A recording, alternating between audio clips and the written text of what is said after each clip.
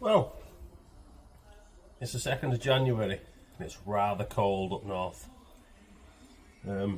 Today we're going to attempt on the windows, reason being there's a fire right behind my legs and it's nice and warm. So we'll see how we get on.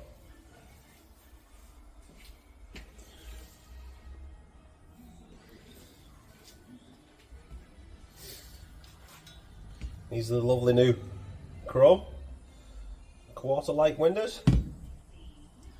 These are the old rusty ones, well, pitted ones. They probably go again, but they're cheap enough for what they are from America. We'll see what we can do.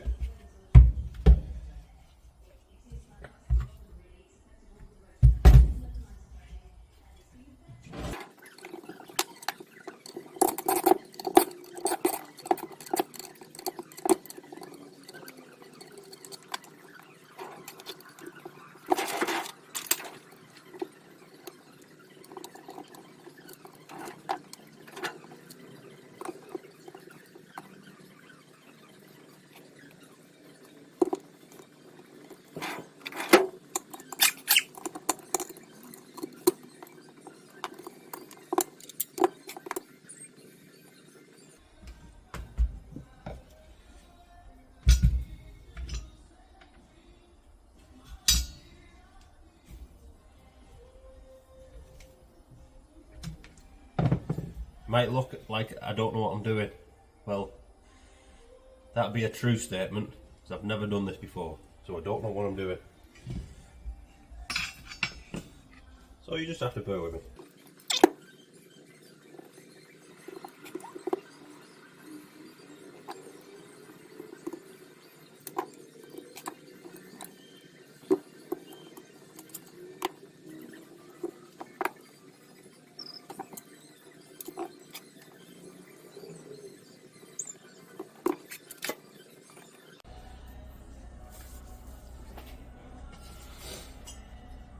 So as I've took this stainless off, the stainless trim, I'm just giving it a quick polish. I don't know whether you'll pick it up on the camera there. The top half I've given a quick polish. The bottom half, at some point someone's scuffed it up. So yeah, so I'm just giving it a quick tickle. It's basically with a battery grinder, the polishing mop on the top, some polish. Just to give it a freshen up before it all goes back together.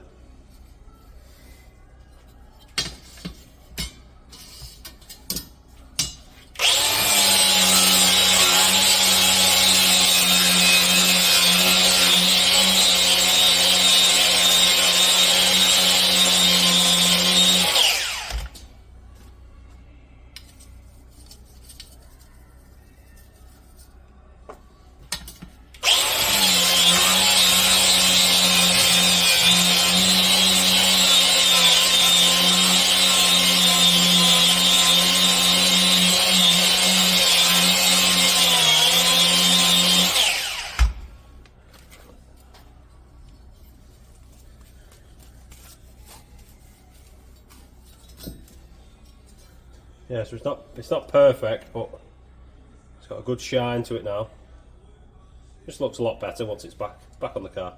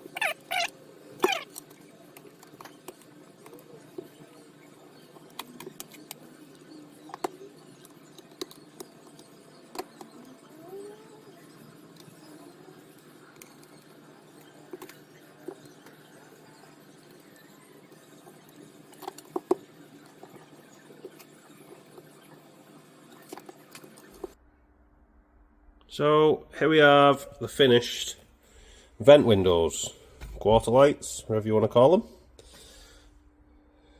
Nice grubby fingerprints on there. It's supposed to be shiny. There we go, much better. There we go. All operational, new rubbers. Now we are currently doing a shopping list because we thought we had the channel rubbers for in here, but we don't have them. So we are currently doing a shopping list for either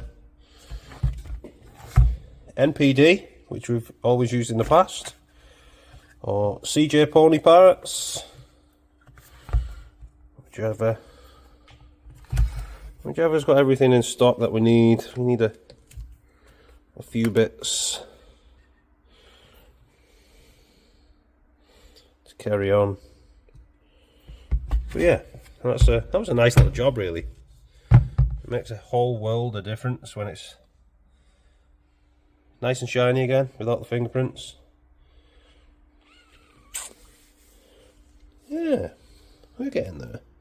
Yeah, so that obviously led to not being able to put those in, not being able to put the windows in. So yeah, now we're getting to the point where we're creating a shopping list, things we need to order. Might as well do one big order. Hood hinges, bows for the headliner, rubbers. I think we also need the felts for the door as well. That run the inside of the door. So it should have a felt that runs along here. And the outer should have you see the clip holes. Should also have a rubber that sits on the outside of the door. So we're going to order those as well. Yeah, so we'll see how we get on. Like I say, it is coming to the end of the Christmas holidays. So how much more we actually get done, I don't know. By the way, these are an absolute godsend. So if you are building an early Mustang, pick up a set of these. These are absolutely fantastic. So this is a full set. A body, chassis, interior, electrical system. Now these have everything in. All your screws, the way things went together from the factory. They're an absolute godsend. So if you are struggling, grab yourself a set of those and get things done. We have actually got brakes on the car as well. I don't know whether you can see it proper. We have got a bias valve down there. Obviously we are running, that's actually a Subaru master cylinder and servo. We were told that they fit, which they do. It is pretty much a straightforward swap, just to cope with Brembos up front and the factory 8.8 discs and calipers on the back. Obviously 4-wheel disc brakes, a more modern master cylinder. MPD? Hey, just don't want them.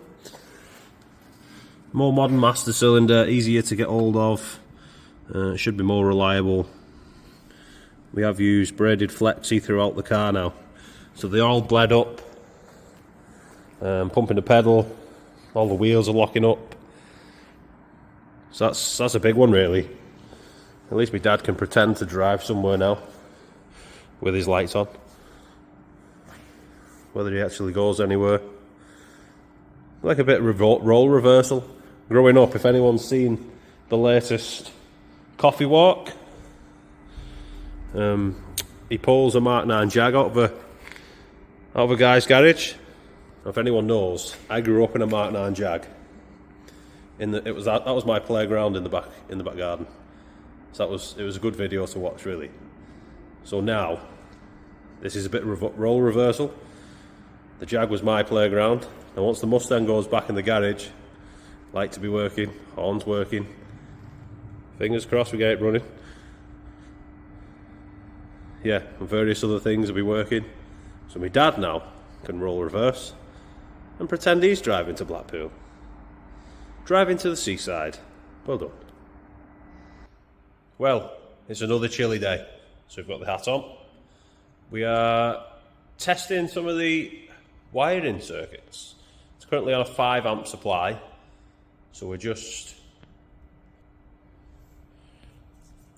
trying a few lights, trying a few circuits, making sure things are earthed. So we have lights. If you listen carefully, you might not have to listen carefully, but we have a horn. Horns are working in earth, right? A bit dark in there. There we go. So, engine bay loom. Some of this still needs wrapping, but we are now live to the coil. Dizzy. Tack wire, I think still needs shortening. And then that wants wrapping. So it's nice and tidy. We have still got a bundle of wires to go through. We've actually got to convert to a TPS, throttle position sensor, because we're running a 4R70W. We are using a quick one, programmable transmission controller,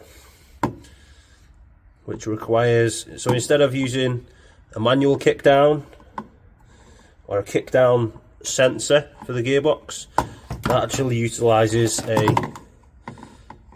throttle position sensor and brackets that fix to the carb. So that's something else I've got to do. But yeah, as you can see, it's a bit of a rat's nest with wiring everywhere at the minute. We are nearing the end of the Christmas season, Christmas holidays. But yeah, I think that's quite a good achievement, really. Bit of power going through it, and maybe, who knows, we might get it cranking, which leads to one major thing. Next week, she might be running. Will it? Won't it? We'll see. Thanks for watching. Please subscribe, comment any interest that you've got, any questions, and we'll see you soon. Thank you.